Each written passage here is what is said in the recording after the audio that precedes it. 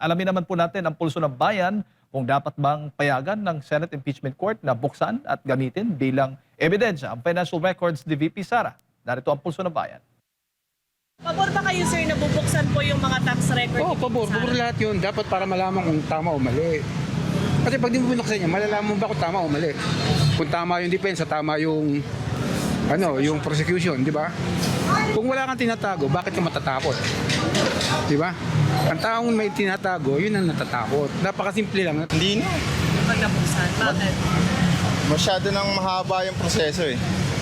Kaya paulit-ulit na lang eh. Nakapag-submit naman siya ng di ba? Kaya siguro hindi na dapat. Paulit-ulit na lang eh. Sang-ayon ako kasi para makita kung totoo talaga na siya ay tawag doon, nag-amas ng yaman, hidden wealth. Saka accountability bilang public official kasi diba, public office is a public trust. So katungkulan na isiwalat kung ano man yung meron. Para sa akin kasi hindi. Kasi everyone naman ng meron tayong privacy. Kasama yung bank accounts, yung mga statement. Kaya hindi ako agree dun. Kung bubuksan man yung sa kanya dapat, kung sino muna yung pinaka-leader, ayun yung best halimbawa. Pahitan niya muna yung sa kanya bago yung mga mahahawak niya mga tauhan niya. Oh, syempre. Para maging transparent, alam lahat ng taong bayan. Hindi ko kasi alam kung Kasi kung bubuksan, di ba, may tinatawag kasi sila sa batas na yung sa privacy na Then yung kasi na yun, may open yung last pa, nung sa vice mayor pa siya. Simula umpisa hanggang So siguro makakapag niya kung nasa batas ba at tama. Parang kasing selective yung ginagawa kung kay VP Sara lang. So kung para sa akin lang kung opinion ko, siguro kasi syempre kung ini-impeach kasi si Sara doon sa confidential funds, kung mapapansin niyo yung amount na milyon pero yung kay President na billion, diba? Di dapat i-adun din nila, diba? Imbestigahan din nila pati yung flood control. No. Hindi makataro ngayon. Bakit kaya? Puro BP na lang ang pinapatamaan nila, samantalang yung blood control hindi nila masyadong mabuksan. Yun lang masasabi. Pwede buksan. Bakit, sir? Para malaman ng mga tao. Oo, syempre. Natural yun. Pwede. Kailangan talaga para malaman ng taong bayan kung totoo ba o nagsisinungaling lang siya. Hindi. Kasi kung gagawin nyo, lahat sila. Kasi lahat naman sila, ginagawa nila kay Sara, pinagtutulungan nila. Kasi labag sa batas yun alam ko Kung galing sa Supreme Court, lahat ng mga politiko, fair siya. Depende. Bakit? Depende po sa situation.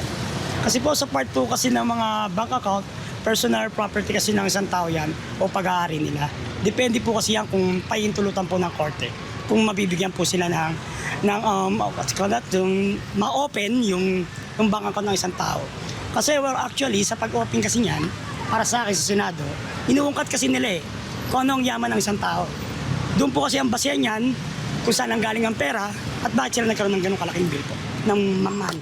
Oo, nasa gobyerno siya. Kailangan nakikita yung kanyang asset, yung kanyang ang tawag niya, statement of asset and liabilities. Hindi siguro. Bakit po hindi kayo sa Parang personal kasi nila yun So lahat naman tayo may tax record. So kahit kung ako siguro, hindi ko rin pabubuksan yung sa akin. Pero siguro as a public servant, dapat open. Pero syempre, hindi natin alam. Sang-ayon? Pwede naman, kaso nga lang sana maayos lahat. Kasi ang importante yung pera sa flood control.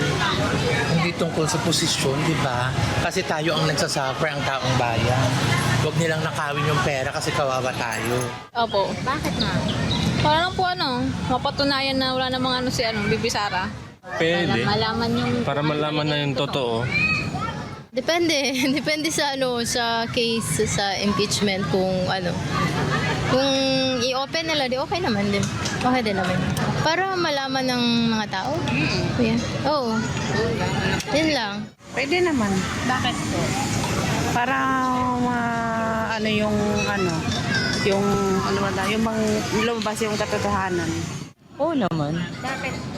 Kasi transparency naman talaga yung pinaka-better solution sa ganyan. As you can see, as long as you can able na may mo yung wealth mo, I mean, maklarify mo kung saan ang sources, wala ka naman dapat ikatakot kung totoong, transparent ka sa mga tao. If you are really capable as well as clean governance yung ginagawa mo.